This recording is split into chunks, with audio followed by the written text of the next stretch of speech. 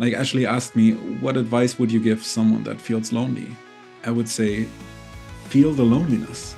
Feel how hurtful that is, because some people are not feeling that until maybe even until they're on their deathbed and we're like, fuck. I finally feel like I'm letting go of everything, and now I'm so open, and I wish I shared that with people. I wish I didn't hide in that cave more and more the more I grew old. I wish I would have been more open to my life and share that with friends. And you can only live your truth and live fully authentic if you're not controlled by your past and by needing to protect certain parts of you, not being able to allow certain emotions. So you always have to weasel around those. Yeah, you can never be authentic like that. So you need to have the courage to look at all those things, to become free and to become fully receptive for life and to feel it all. Then life will feel like meaningful because you can meet every moment of life with an open heart. Welcome to this episode of the Spiritual Bypassers podcast with Ashley, Jannick, and Tim. This week, we talked about Ashley's little big anger retreat that she held. My mom was there, so listen, it will be fantastic. We talked about the male loneliness epidemic that many men are battling with, and not only men but also women are affected by this, and there's an important discussion to be had about this, which we attempted to have today.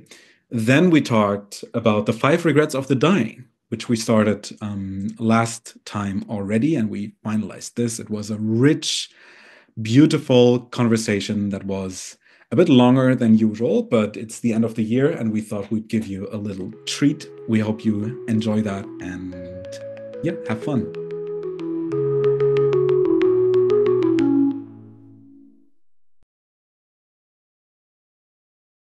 Welcome to another episode of the Spiritual Bypassers podcast. Ashley was just waving, saging the sage. Saging the sage. Why?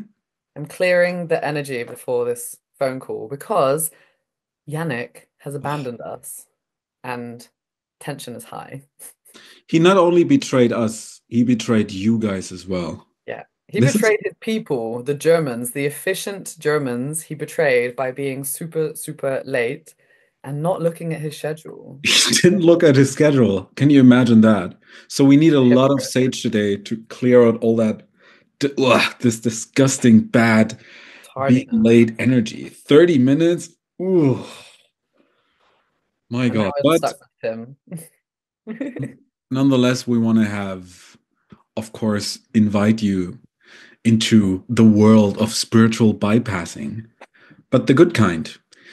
We want to talk about the 5 regrets of the dying. In the last episode, Jannick and me started sharing about this, and we're happy to continue with the last 3 regrets. We will do that later in the episode, but before that, we just want to listen to Ashley to find out how she's doing, and we want to hear about her little cute little tiny little fun retreat that she's been doing. Ashley, you look like you're wearing one of these sheepskin things that yogis, Kundalini yogis, are sitting on, but as a fashion accessory. Beautiful, gorgeous. Yeah, it's just cold. It's yesterday was actually the solstice, so I don't know when this episode comes out, but we just passed the longest night, so the shortest day. And that means it's cold AF. So I'm also sat here actually with a duvet over my legs. It's that chilly. Yes, I love when you speak because it sounds like you're like a TV host. It's like, so going back to the studio to Ashley. This is honestly, I've been doing a few webinars in the past weeks, and this is like a skill that I'm really getting to enjoy. It's like just being like slightly entertaining, slightly drawing in the listener's attention. I pick up a bit of condescending tone though. It's like okay, assholes. We're gonna have a good time now, okay? Ashley. What a pathetic little retreat, huh? Yeah, because actually you and I haven't been on a podcast for ages. And I indeed, a couple of weeks ago, rounded off the retreat that I did in Mallorca, the Women's Anger Alchemy Retreat. 6 days, 26 women going deep into the feelings of sadness, of anger, of pleasure, of alchemizing. What does that look like? We did body painting on a canvas on the last day. We did water fights. It was actually, that makes it sound like a lot more like a porno or something, but Sounds uh, very professional. Could be either very. a kindergarten or an anger retreat. We did water fight, we painted, we danced. It We was did so good. pleasure ceremonies. But yeah, I'm still, it sounds super cliche and people always say this, they're like, I'm still integrating my experience. But in reality, I actually am. I feel right now we're coming to the end of the year, and I think everything is kind of slotting into place, like all the different experiences of this year, the different retreats, the changing of jobs, all the projects that have started and closed. And yeah, I feel it really in this incubation period before announcing what's coming next year. Like I have a little inclination, but actually nothing set about when the next one will be, even though I know it needs to happen. So Mm, yeah, I'm in like mm. this crossroads right now of like I could do anything. What do I do? Depends on who you ask. Yeah, that was not a hypothetical question as well. I can, you're welcome to give me some feedback on that. I love how simple sometimes you function. I could do anything. What do I do? Instead of what's the meaning of life? What's how deep can I go? What do I do? But this makes me reflect on the was it the no it was like spring last year where Ashley and we've been on a little trip together. We've been in Los Angeles and And New to York New York and together Mexico. and Mexico, and it feels honestly it feels like 2 years ago or something. It's like, it's also a cliche to say like, oh, so many things have happened, and oh, it feels like ages ago, but it really does. Like, it's hard for my brain to differentiate being in Los Angeles with Ashley and being born. No, and Wow. I don't know, something that happened 3 years ago. So that's a good sign. It means a lot of life has happened in the meantime. And there's also some people who say things like, the year flew by. I feel like no, this year didn't fly by. Like so many things happened. Also, starting this podcast, which is an absolute blessing for everyone involved. So, Yeah. Yeah, I mean, how else the listeners, like, you're very welcome that we've hit nearly 6 months of recording this podcast. yeah, For me, LA actually feels like April doesn't feel that long ago. Like yeah. it feels more like 4 months ago for me as opposed to like Mm. 9. But yeah, I don't know. I got a lot to reflect on from this year. Great. So, Great you did listening to you your guys. you did your retreat. What's the main lesson you've learned for yourself on that retreat? So there's two lessons I learned. One of them is more from the organizational side, and that is never do a project by yourself and always have someone check over things such as your pricing models and making sure that all details have been double checked by someone. Had this lesson that this when you're an entrepreneur and yeah, I can handle it all by myself, I can take it all on, I can do all this stuff.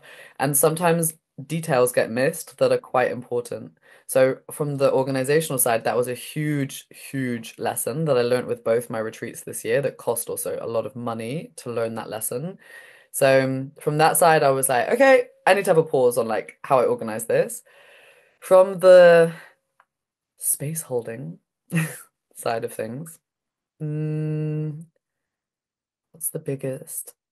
I think for me, it was not so much a lesson, but last year I set this intention that I wanted a wider age gap of people attending, of Mm. women attending the retreats. Because last year it was a lot more, the topic felt more maiden finding her voice. Like lots of women, mostly under 35, all like maybe for the first time speaking up or finding their power. And this time around, we had the age range of 27 to 60. And that's huge. Like we had more people over the age of 35 than under.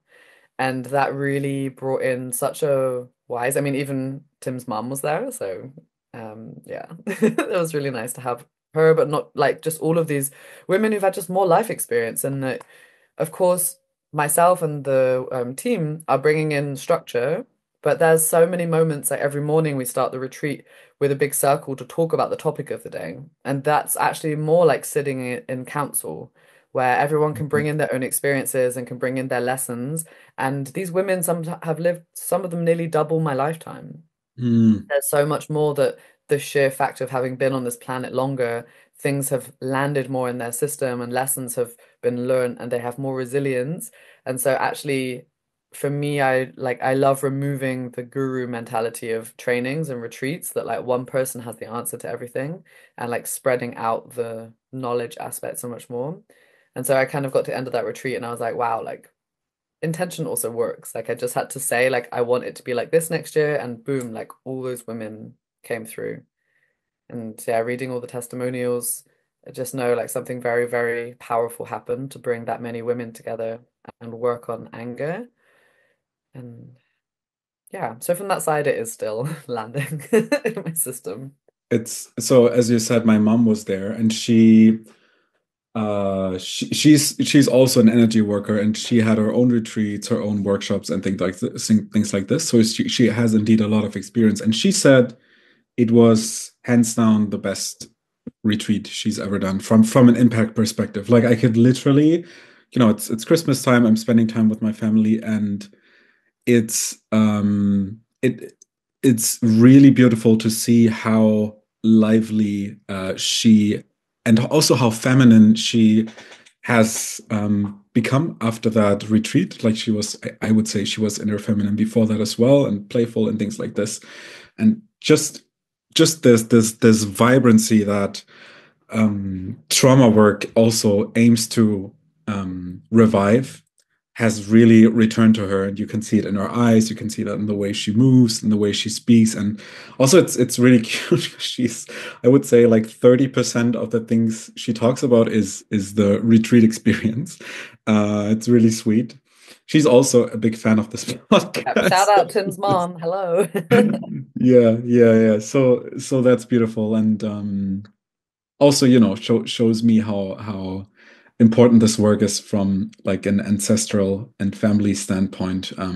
So if you guys are doing personal work on yourself, if you're a mother or a father or a brother, a sibling, whatever, or a yeah, in whatever constellation of a family you are, doing this work and working on your trauma has a ripple effect, definitely. And I can feel that, and we can feel that as a family, that Ashley's retreat has greatly affected all of the all of the family. It's really cool to see.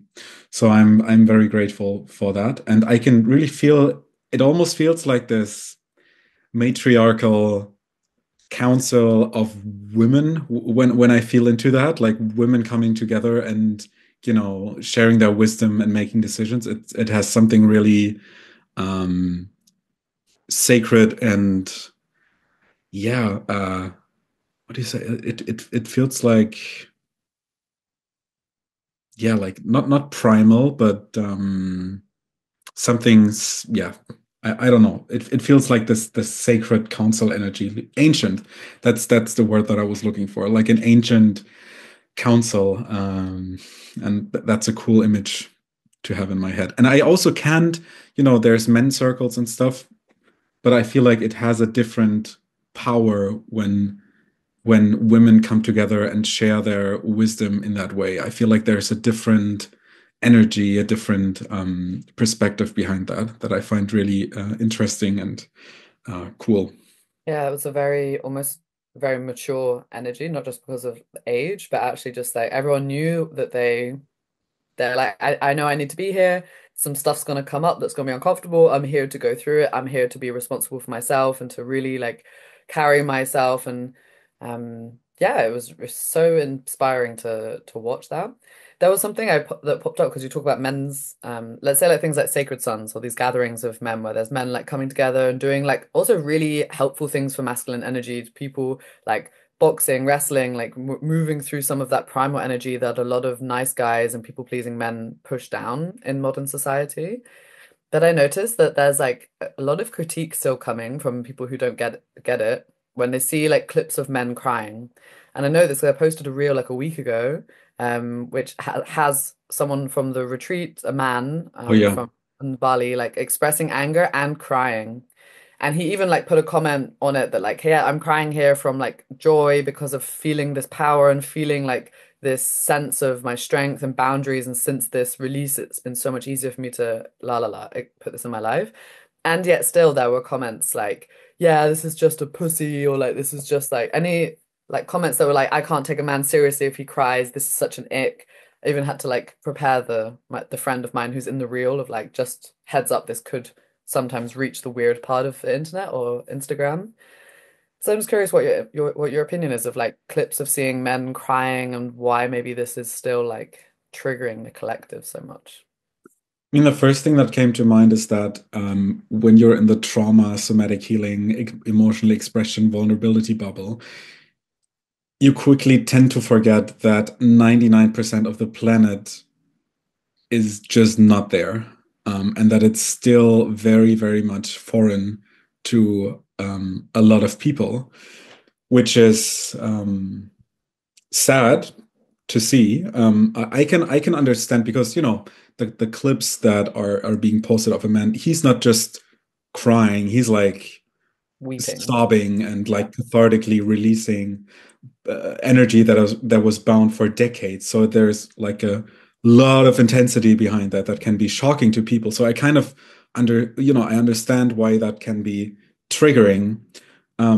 What I find sad is that person posting that comment in particular wasn't even coming from a place of, oh, this is shocking, how can you show this, but really being, hey, the tears are making you a pussy. And this, to me, this is just downright stupidity. Like I can't even, it's so. Also, I talked about this with a friend, also taking the time and investing your energy into posting a comment like that. Like, what do you expect? And don't you have anything better to do? Like, what's the reasoning behind that? And I think that comments like this are a defense against your own trigger in that moment. Like there's something that is like, ooh. And usually in the, when you do personal development, whenever you go, ooh, I don't like that, you know that that's possibly a shadow aspect of you, surfacing, and you look at it, you try to integrate it, understand it, and what's on the other side of that is usually a pain that you haven't um, looked at yet and you haven't transformed yet. So I think it's sad to see someone being aggressive, being writing hurtful things, and knowing that probably inside of him there's, also unwitnessed wounds that want to be seen. I also know that I've never talked to that person, and that this is just my projection on what might be going on. Still, I feel that this this argument of crying makes you weak is so wrong, because like also from a from a standpoint of masculinity, and when you about when it's about strength, and when it's about presence, and when it's about assertiveness and things like this, showing emotions only has positive implications. Like it makes you stronger, it makes you more present, it makes you more vulnerable, of course, but that just plays into your ability to hold space and to pursue your goals. Can I Because, add something just on this? Because I know with of course, the red pill culture, like yeah, guys should be super like in this way masculine and women should be more feminine. And I remember from a previous partner that there was this belief, and I don't know if it even came from a David Data book, where the discussion around like you shouldn't show yourself worrying or vulnerable to your female partner because she will lose respect for you. yeah. And the relationship breaks down, the polarities are off in that way. Like, have you ever heard that input as well before? Yeah, some like I've read a bit into David Data, and I don't want to, I can't say much about David Data, and also we're not sure if that concept comes from him. I think though that people can get really caught up in this whole polarity kind of thing because there's a lot of shoulds in that. Oh, I'm a man, I should hold the masculine pole in the relationship, and thus I should behave this way, and whenever I don't behave in this way, I will break the polarity and things will go downhill. I'm like, this is just be yourself. Like, honestly, this is something that I learned from one of my mentors, Finn, which is also a good friend of ours. He said, just be yourself, literally, and also be yourself in the vulnerability. Also be yourself in the in if you're lost in thought, if you're like insecure, you got to be secure in the insecurity. You got to be clear in your tendency to get lost in thought. And that's the thing. Like, you don't want to be drawn into the chaos, but it's totally fine, obviously, because it's just a part of life and a part of being human to be kind of shaky and not being in the masculine of being super grounded all the time.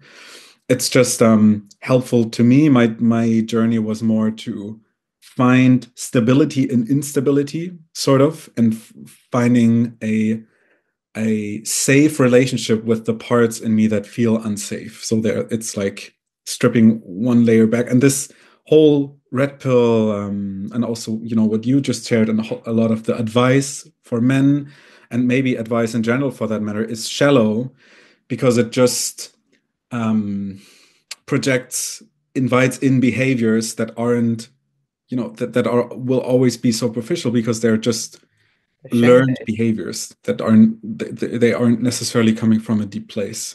Yeah, they're shaming. Like Yeah. they're not authentic because it's like a blocker is coming in of like, okay, well, I shouldn't be this way because then this bad outcome is going to happen. I'm going to get rejected or my girlfriend won't like me anymore. And it's like actually not bringing us closer towards just authentic relating, no matter what that looks like. And I mean, this is huge. Like the rate of suicides in men is they make up 80% of suicides. Yes. There's no Yes. education given to guys and young boys for let alone identifying emotions, let alone communicating them, first of all with themselves, let Yes. alone with other people. And then on top of that, society saying like, yeah, well, you should be tough or you should just stick through this. I know this a bit because right now my family is going through a separation, and I'm observing my father go through the emotions of sadness and being like, yeah, I have no one really to talk to, no one who can give me a hug or like tell me it's okay. And for me, that's really sad to see that for many men in society, this is the position they're in. Like I have also some friends in Amsterdam who I was asked, like, they're like open-minded guys, and I was like, yeah, like, who do you really hang out with? He was like, yeah, honestly, I actually like maybe once a week I hang out with friends, but the rest of the time I'm like working or I'm by myself. And I don't really have people right now to talk about like deep things, close friends. And this like pandemic of loneliness is very rife at the moment.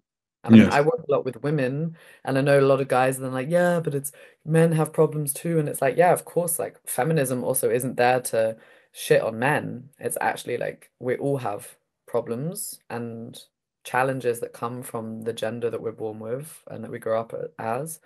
And yeah, just so I bring that in because I've been exposed to the masculine sadness a lot the past days. Mm. Mm. Thank you for sharing that. I can feel um, how hard it is for you to witness that, and how hard it is for you to witness that in your dad, and also seeing that it's not, obviously it's about your dad in that moment, but it's also like a pandemic that is infiltrating the hearts of many men and just build walls around them. So, and what that leads to is yeah, it's to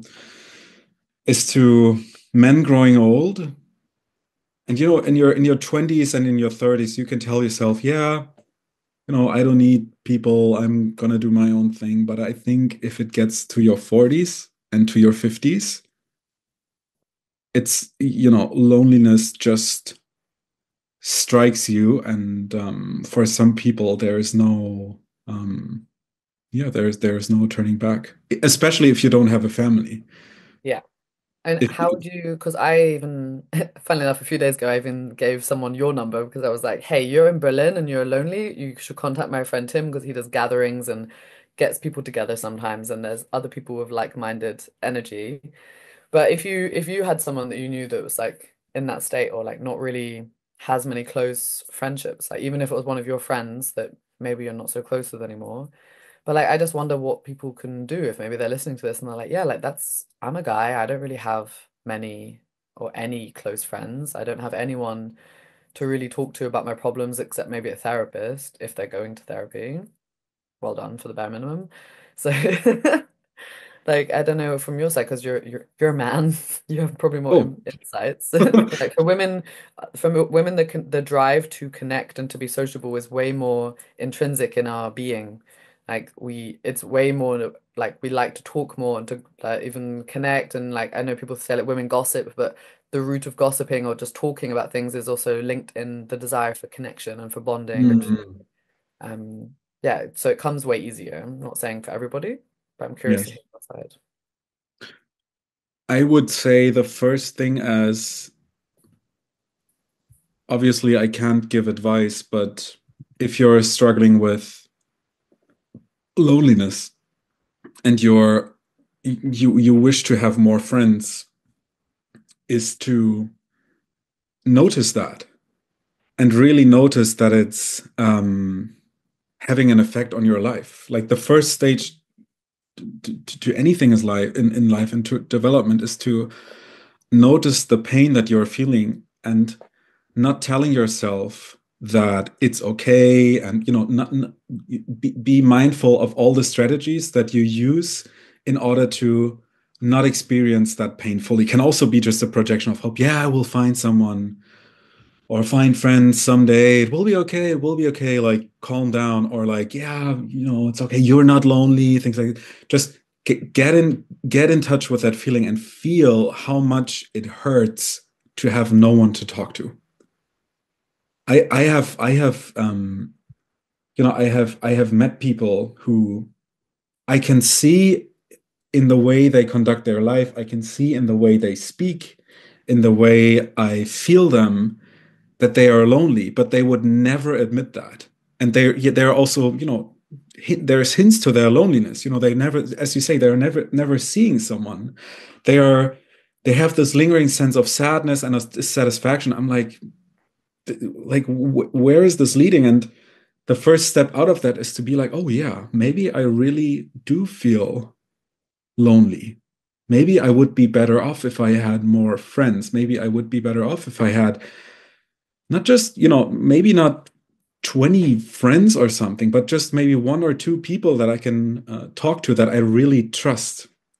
And then feeling what that does to you. And on a practical level, there's like getting help is always a good idea. When you notice you have a pain and you take that pain seriously, and there's a part of you who is hurting and who feels lonely and cut off, then talk to someone. And if you don't have any friends to talk to, then please, for the life of me, please get a therapist or get a coach, get help.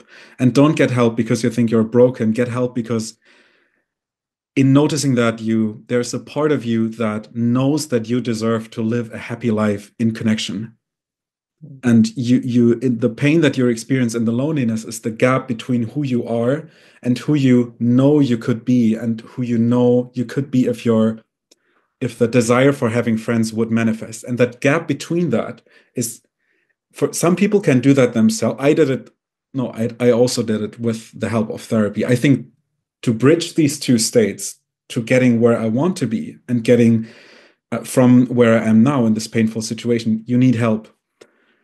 Um, or you're just an outgoing guy that is just in a new town or whatever, and then you can follow the usual advice of get a hobby. If you're spiritually minded, get to a circle, or just like Ashley recommended, her friend, like, look, there's this group of people, they seem to be cool. Just go there, see what happens. And so that is that. It's hard to give advice on that. Well, from my side, like I've moved m multiple times to new countries and to new cities, so I've had to do that like quite a few times to restart like friendship circles. Um, and I think right now the aspect of like finding these communities that do some kind of activity, so like run clubs, or like I'm part of this club called Chill and Sip in Amsterdam, which is like we do coffee and we do ice bathing and we jump in the river, and there's like so many like-minded people. So it doesn't even have to, and they're mostly free. Like, and of course, if you're like limited on movement, then there's also like indoor clubs, community things that you can go to. And my some of my friends also help like volunteer at shelters and have made really good friends with other people who have the same values because they also care about volunteering or they care about the topic, the cause. But yeah, sometimes it is just difficult to like know where to start. Yes. I think it could be even a practical start is like just try and find one thing on a week where you could maybe have a chance to meet new people. And Hmm. for me, like that's even in cafes. Like sometimes just being open to the world, so like walking around with a higher posture, having looking up or looking people in the eyes or giving someone a smile, even if you don't need anything in return, but showing the world that maybe you are open to a little conversation here, a little sometimes it doesn't have to be a full connection. Like just Yes. yesterday, I was waiting to get a coffee in this like, um, it's a little supermarket that's called Marks and Spencer's, and it's like all old people. It was like middle of the day. I was going to the gym, and there's this like really elderly woman in front of me who's like paying and like really hunched over and like maybe taking a little bit of a long time. Like for me, it's not a problem. And then she just happens like she paid and she looked over and we made eye contact, and I was like, she was like, "Hi." I was like, "Hi." And she was like, "Oh, are you looking forward to Christmas?" And we just had a little chat. Turns out she's half German, half Italian. It's like super rare to meet people in this village that are not English. And then we had a little chit chat in German, and she was like, "Wow, it's so nice to like meet someone who's like come from afar." And then I helped her carry her tea to the table, and then we Oh, said goodbye, and that was it. And actually, that like brought such a smile to my day to have a connection with someone yes. new. So I love it's like that. if you can really set yourself these micro little challenges, maybe it's one time a day talk to a stranger, one time a day talk to, oh, I think our esteemed friend and colleague has joined. He is He ready. lives. He's not lonely Jannick. anymore.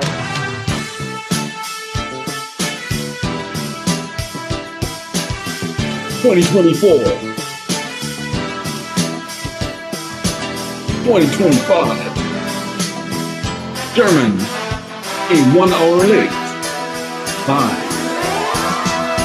Let's go. Oh, yeah. Maybe let's get done for music Oh, credits that's here. enough. That's enough. Music trademark. Hello, What's up? Jannick. Are you using a Yeah. Lippen or So something? Yannick finally, you also look sporty. You look like you are wearing a mix of a sports sweater and a Christmas sweater. That's exactly right. And it's very efficient because that way I only need to buy one and can use it for both. I've only seen this jumper for the last like 3 phone calls I've had with Jannick, so he's Ah, getting It's good okay. my use it's of my phone call jumper. it. If you're jumping on a call. Okay. So we just talked about a really heavy and serious topic, but we can just stop that place for now. We don't do that. We were We close talked with it. about It's good. I think the topic even links in quite nicely to into what we want to talk about today. But before that, Yannick, What do you want to happened? share anything before we start diving in? I mean, you just arrived here. You look amazing. Tony Robbins' stepson has arrived. Thank you. Yes, it's fantastic. I am back home in my hometown. in northern Germany by the Baltic Sea. The last days I've spent with my partner here. Today she left, which Mm. makes me sad, obviously, but at the same time, I'll have some time with my family. And it's the first time that I spent Christmas here in 5 years, I think. So it's it's so interesting how certain smells and experiences and places take me back in time because there's this immediate connection, and I haven't been here in winter time with these smells and these like the looks of these places in such a long time. So Mm. it feels trippy to be here, and I'm excited. And I did a workout this morning with my brothers in Mm. the local gym here Mm. in Eckernförde. So Amazing. so Great. yeah, I'm feeling good. The gym in Eckernförde. I love it. Yeah, and indeed, I feel like I'm getting every time the seasons change and the smells change, I get like rushed with new like with new or like with memories that I didn't unlock before. It's really interesting. And I think that even smell is the sense that is most connected to memory. Correct There's me if no I'm filter, wrong. at least. You can't filter. So it's like the smell comes in and it's immediately linked to the emotional center. So immediately everything that you connect with this smell comes up.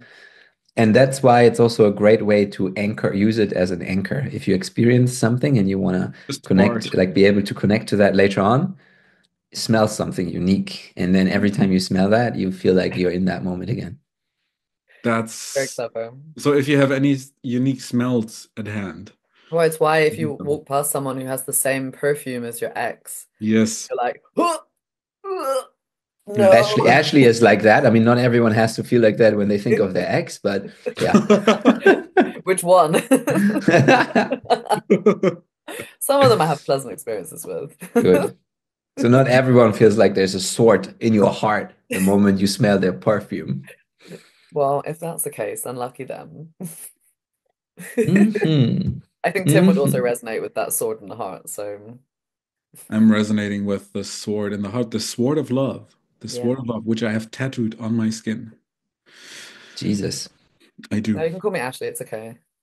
Well, we're starting off strong. Since Jannick has joined, the avalanche of joy and laughter has been launched. That is why And we some cockiness. some cockiness. Nice. So that being said, we want to dive into the topic of today. We were just talking about loneliness Mhm. and In particular, male loneliness male loneliness. That's and right. showing emotions and vulnerability as a man, And etc. last time, Yannick and I talked about the five regrets of the dying. If you didn't listen to that episode, do it after this one. It's really good. And we Pause it right now and go listen to that and then come maybe back. also right. Maybe forget this episode. Forget it. No, we just covered two regrets of the dying because they were so rich and it was so fun to talk about it that we have three left. We just talked about loneliness, and I feel every regret that we talked about and will talk about now is also sort of linked to the topic of loneliness. There's like studies that one of the indicators for longevity is the social environment you're living in. Like if you have a lot of friends, people tend to live longer that are in good social constellations. So loneliness is a big topic, not only for your well-being psychologically, spiritually, and also literally for your longevity. So it's interesting to look at that from the perspective of someone who is at the end of their life. And the third regret of the dying is I wish I had the courage to express my feelings. So imagine like an old person laying on their deathbed, looking back on their life, and just realizing that I regret not having had the courage to express my feelings, and also that it takes courage to express feelings. So, what do you think about that? Yeah, I feel like it's probably the one that relates most to what we're talking here on the podcast a lot. And what that is one, like becoming aware of your emotions, emotional awareness, and then emotional expression, expressing your emotions, these two fundamental steps. So, and then what I like to do is talk about what keeps us from doing that, because the most natural thing is, if you ask the dying, if you ask children, is to just express and be aware of those emotions. So I love talking about the mechanisms of what prevents us and how to get back to that natural state that we are assumingly born with, and that makes sense to the dying. And why in the middle, in between, why is it that some part of us thinks it might be a good idea not to do it? And I believe, and this is also what I've learned from working with clients, but also from the trainings that I did, the main thing is some form of fear.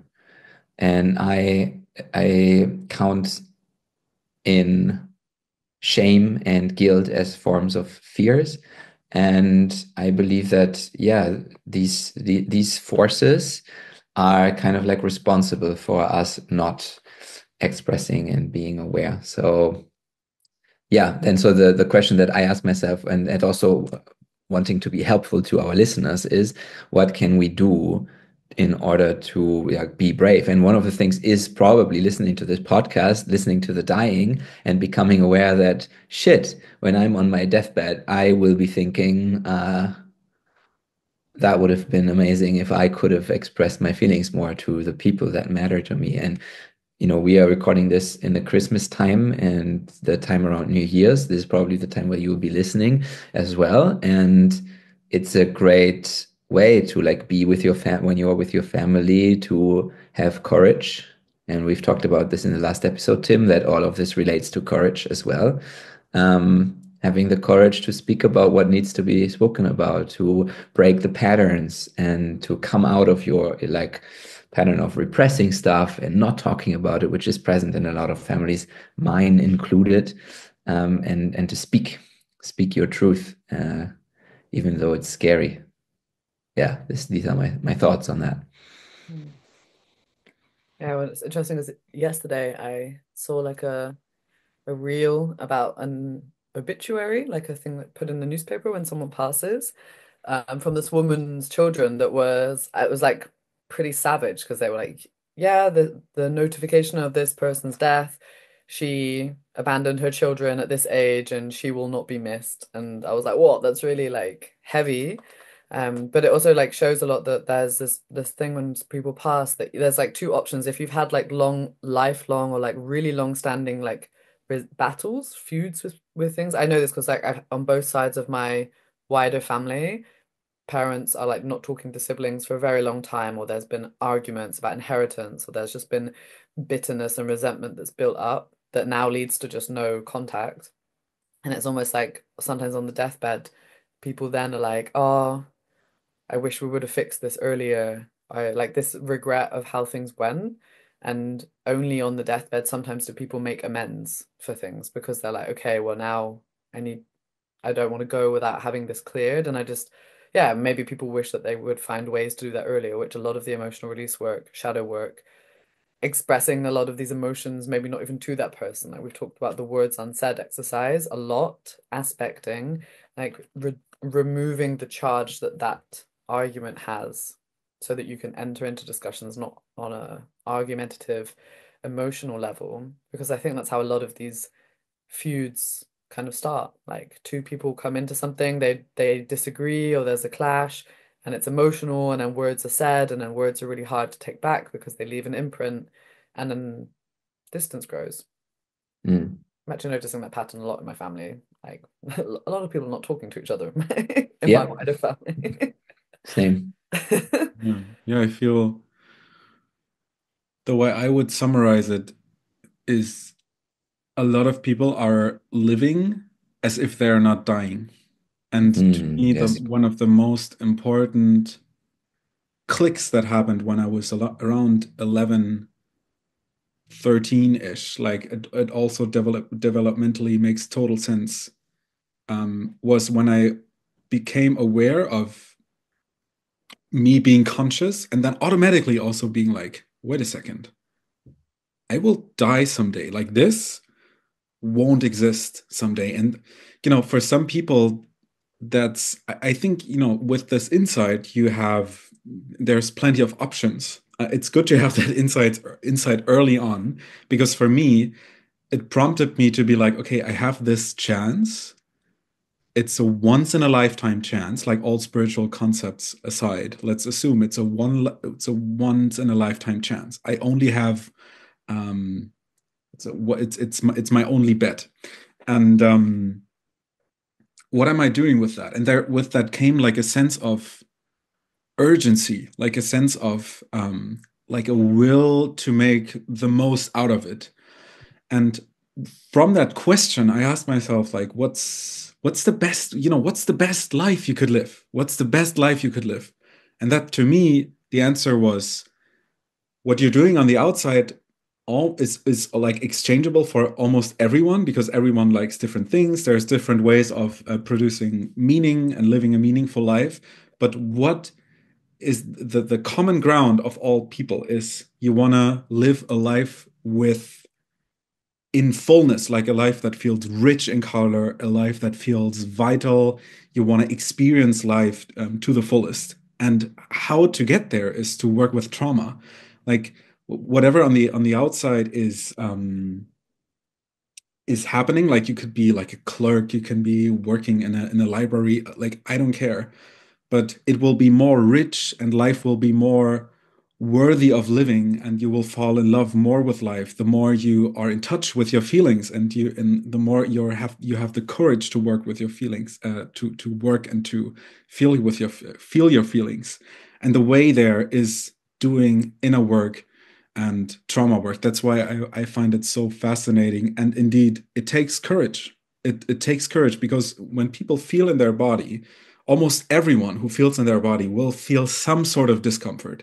And the default setting is to feel the discomfort, approaching consciousness and be like, oh, no, I'm not feeling that. So I'm leaving my body. Or no, oh, this is icky, whatever.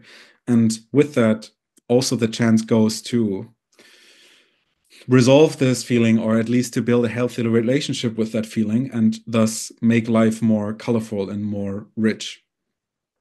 Yeah, I Love love that we're that. doing this, because last week I missed that episode, but this was actually the first exercise I did in my personal development journey of looking like this would have been like 8 years ago, 9 years ago, was this exercise from this book, The Life Plan. And it was like, imagine that you die and someone is going up to read your obituary at your funeral. What would they say about you and the life that you lived? And this was like, for me also, like I was like, wow, actually there's a lot of emotions coming up to like imagine my dad going up and saying like this is who Ashley was. And at the time brought up a lot of like it pointed out a lot of areas where I didn't feel yet fully satisfied. Like the career I did or what I was doing in the world, the kind of person I was or how I treated people in the past. And it gave this like starting point of like where needed to be looked at, where I felt dissatisfaction. But I honestly was sat for like 2 years every Sunday around my work, trying to figure out my values, to make a life plan, figure out all of these things that I wanted to change. And it was all coming from the mental. And I just like really see how frustrating that was to try to like break down these barriers just with my mind. And just like trying to like think my way like a snowplow through my problems, and that at no point was the body ever encouraged to get involved until like years later when I joined the neo training and like did Yeah. ecstatic dance for first of all, like never done that before. Yeah. Yeah. Yeah, definitely. I love what you both said there, and especially the part about feeling fully alive. That resonates a lot, and doing trauma work, because it feels like, what we sometimes say is how much can you feel? Like how expansive can you be? How much can you feel? And it goes both ways. So if there's a lot of trauma stuck in the body, that means it takes away from your capacity to be present in this moment, and fully being present, fully being in love with this moment, with this life, is the highest form of living, you could say. And fully embracing it doesn't mean feeling good emotions. It means fully embracing what is here right now and looking at where am I in conflict with what is, and then feeling what needs to be felt, because the reason why we're in conflict is because we don't want to feel that. And that's the whole thing, actually. It's becoming more alive, becoming more open, because like allowing more of life to flow through you, to be experienced. And then it doesn't really matter what the content is. The content will follow you. You will make good decisions. You feel authentic. It's a big part of that is also authenticity for me, living your truth. We spoke about it in the last episode as well. And you can only live your truth and live fully authentic if you're not controlled by your past and by needing to protect certain parts of you, not being able to allow certain emotions. So you always have to weasel around those. Yeah, you can never be authentic like that. So you need to have the courage to look at all those things, to become free and to become fully receptive for life and to feel it all. And then life will feel like meaningful, because you can meet every moment of life with an open heart. Mm, beautiful, beautiful. Oh, I really love these sharings, and the next point also plays into the theme of things that are changing the more someone is progressively getting older. Ashley and I talked about this in the beginning. The fourth regret is I wish I had stayed in touch with my friends. We talked about this epidemic, especially amongst men, of loneliness and how heartbreaking it is to see men growing old without having any shoulder to cry on, without having anyone to reach out to, and feeling like maybe not even being in touch with the loneliness. Like Ashley asked me, what advice would you give someone that feels lonely?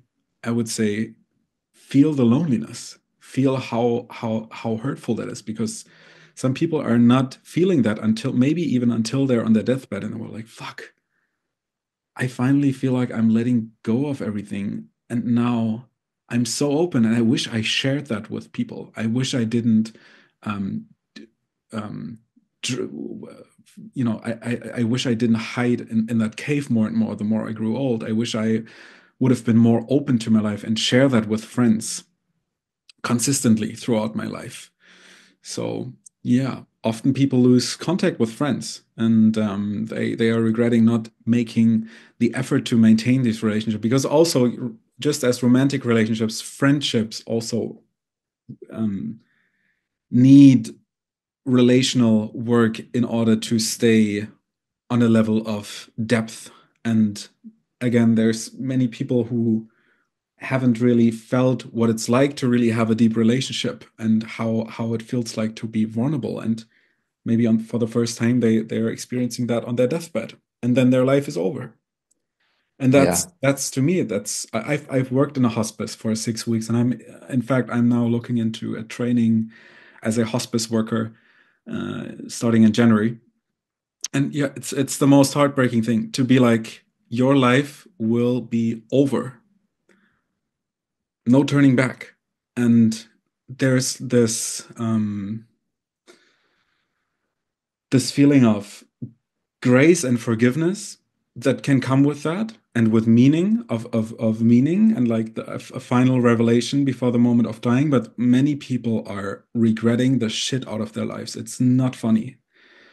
It's not funny. So this is what I mean by like urgency. I've seen people dying, and I've seen how dramatic this can be. And in spiritual circles, it's like this image of death, and you're like, it's all blissful, and it could be like that. But what I've seen is that people are suffering in ways that are hard to imagine if you're not there.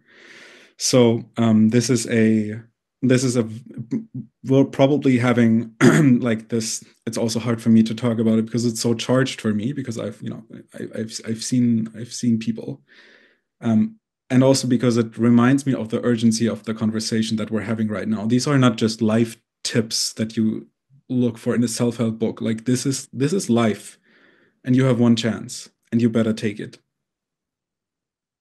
Yeah, it's a big form of bypassing, right? They're like, well, there's another life after this, or there's another, I get another chance, or I can come back as something else. So, like, almost a way to avoid discomfort or doing something here. I'm not saying like obviously don't rest and stuff.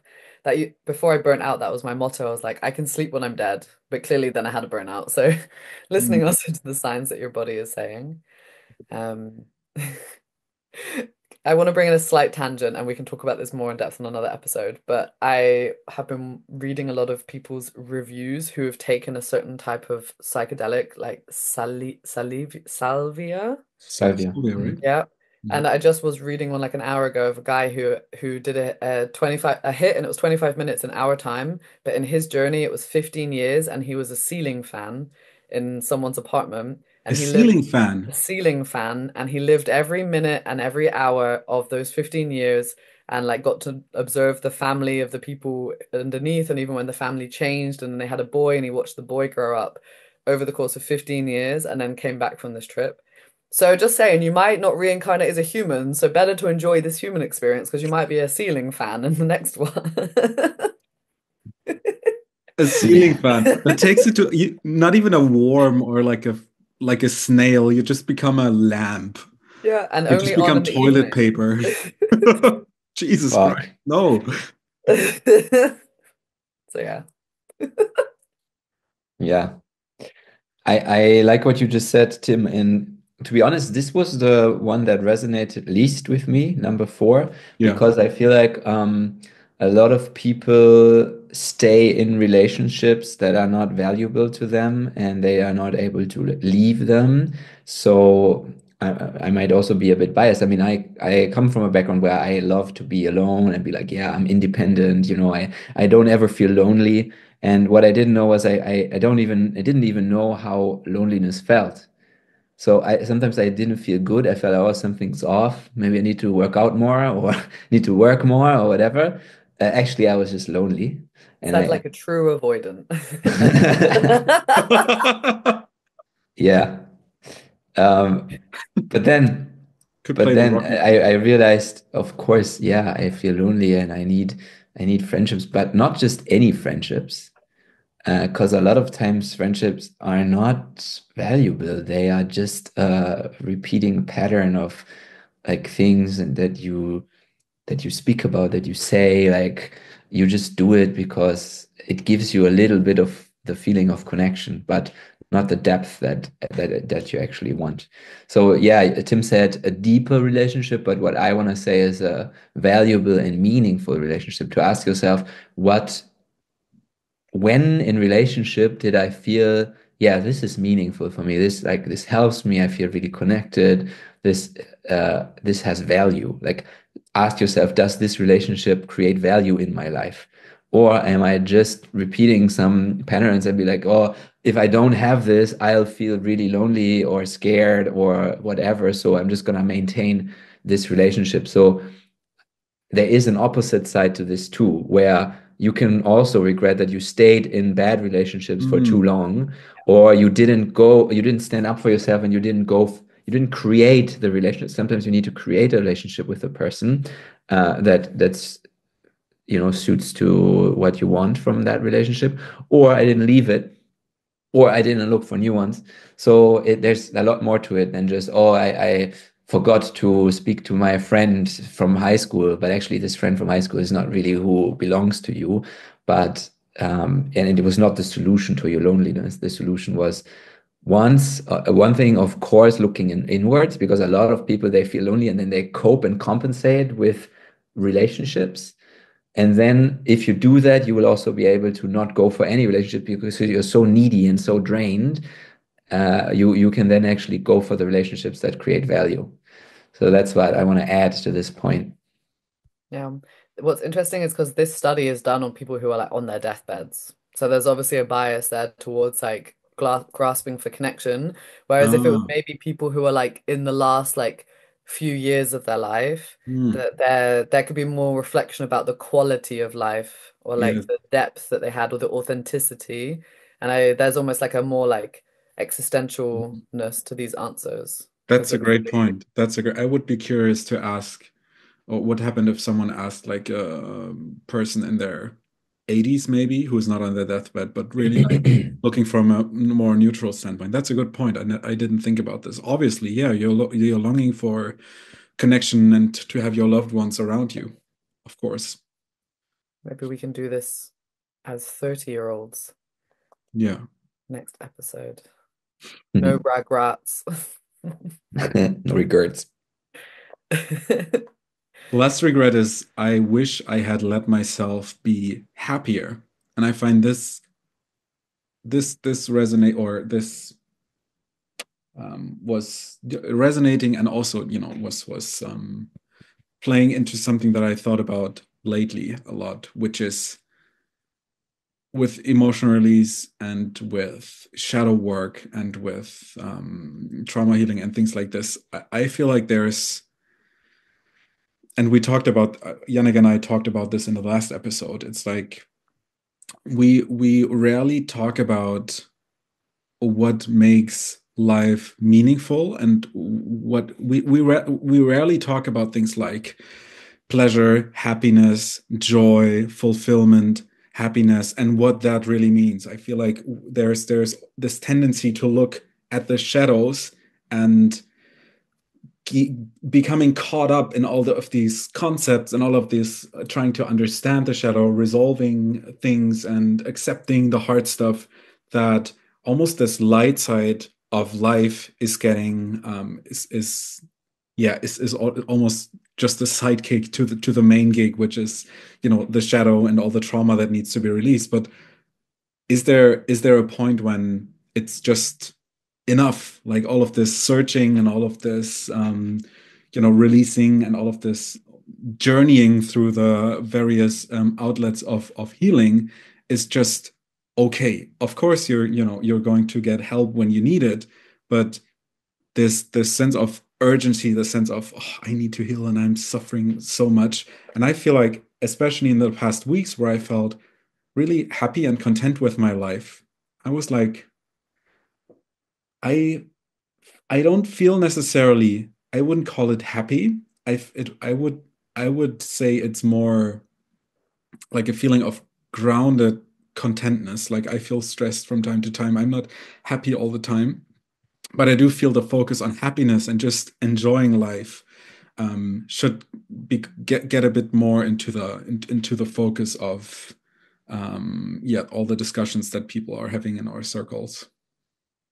What's interesting is that you almost have to view this as like majority of the people doing this survey are not probably being very reflective, like in the like spiritual world. Because there's like two arguments with this. Like there's even a reel coming out today about this, like stop focusing just on joy, like you need to look at your pain as well. And there's also then like this contrast of like only focusing on the pain is like negating the light. Also kind of like we're here to almost bring about shadow work with this podcast. And of course still noticing that like there needs to be space for both sides of the spectrum. And I think with like normal people, like I could use like if I would hear my parents saying that answering the survey, that there's indeed the tendency to get really focused on, I mean, I'm also British. People are super negative here. Like there's always something to complain about, whether it's the weather, politics, things not working. People being So I think in lazy. that sense, it's like this that you always have a choice about what you focus on, at least. And even as like a regular person, the practice of like removing complaining or like just yeah, that kind of negativity of like stop being so fucking negative versus the people who then are just like, yeah, it'll be fine. It's fine. No, no, it's all good. It's all good. And that's like obviously the pushing down of their true feelings. So it's like such a delicate balance. Because it's just a critique I get a lot doing anger work that people are like, yeah, but like you shouldn't just focus on this. And I'm like, yeah, but you shouldn't also just focus on light. And it's like coming to the middle. Yeah, yeah, it resonates with me a lot. This point does, and what you just said, Ashley, because I feel like, yes, it is a choice to be happy, but only, if you become aware of your shadows, because otherwise, like Jung said, your shadows run the show. And all the things you're not aware of run the show. So you are stuck in old patterns, focusing on the negative. And if you're not aware of that, if you're not aware why and what these why this serves you. What is the kind of like the gift in focusing on the negative? You feel safe, you feel prepared for bad news, you've taken this on from your parents, and so on and so on and so on. So you're just stuck in it, and you become the slave of your emotional patterns, of your trauma, of your shadows. Yeah, exactly. And so it's important to do that, to become free, but then at some point use that freedom to choose to look at the positive and not get stuck. Don't get stuck in this like loop of the next thing that's negative, the next thing, the next thing, the next thing. And what I realized is that when you do this emotional work, you become more free. It becomes a choice, and then it's really important to know that, okay, right now I can choose. Right now I'm not like stuck anymore, and I don't want to use this anymore as an excuse to not be happy. Mm. There's a quote by Carl Jung from his alchemical works that summarizes this quite well, I think. He says, "No tree can grow to heaven unless its roots reach down to hell. No tree can grow to heaven unless its roots reach down to hell." And I find that image fascinating, because a tree obviously is growing upwards towards the sky, but it can only grow in proportion to how well rooted the whole system of roots are. And the more downward they go, the more they reach into the earth and into the underworld, the more grip and the more grounding the tree will have, and the more the more vibrantly it will grow. That's why I can't take any of these coaches who are like joy focused, pleasure coaches who are not integrating like serious shadow work into their practice and just trying to guide people towards feeling only joy. I'm like, can't take it seriously. Tim Yes, knows my yes. opinions on this of certain colleagues of ours. Yeah, it should be or I would say that, a multi-dimensional perspective is always the best, and Yeah. approach And trauma healing from as many perspectives as possible. exactly. And being able to take on multiple perspectives. This is another big aspect for me. The more you are connected to traumatized parts, to young parts, the more black and white you see things. So it's either good or bad. And the more you do the work, the more you mature, you become able to look at things from different perspectives at the same time and hold multiple perspectives that, seemingly contradict each other. And this is huge, because then you can be really joyful and really sad at the same time, and it doesn't have to fight each other anymore. Because as long as it does, you'll always have to make a choice, and it will always feel like you're always stuck. So this is also a big part of becoming free, to be like, how do you feel right now, Tim? Oh, actually, I'm really happy, and also I'm suffering a lot at the same time. Yeah, and this feels true to me. And then, okay, that's nice that you can be open for both. Exactly. I think we'll wrap it up here. Yeah, this was a nice Um, long episode. we had a blast. It was long. It was eventful. We had a little surprise Jannick appearing in the middle of the episode and Yeah, writing thanks for out. the music. I loved it. I'm always going to be late now. We will out you to all of your followers as being a charlatan and a fake. He just wants to have the Rocky music playing. So with that being said, we hope you have an wait, when is this episode coming out? It's Christmas now, but you guys will It'll be probably next hear it year. in the new year. Happy New Year. Happy New Probably Year. in the new year. Happy new Happy life. 2025 belated. Yes. Subscribe to this podcast, subscribe to the YouTube channel if you're listening or watching on that. We hope to see you again. Also, rate the podcast. It's possible to rate a podcast on Spotify. Yeah. Give it 5 stars. That's our recommendation. If you don't give 5 stars, don't rate at all, please. Thank you.